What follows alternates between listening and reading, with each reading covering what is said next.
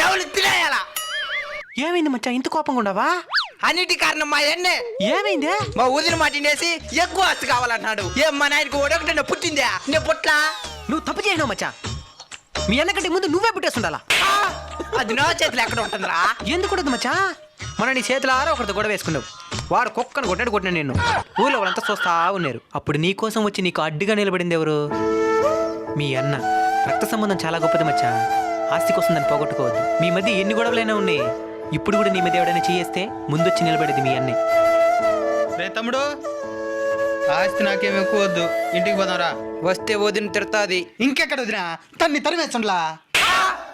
ఆస్తి కోసం మన మధ్య రెండు గొడవలు పెట్టాలని చూస్తుంది. తంతే ఎగురు వాళ్ళు పుట్టిట్లో పడింది.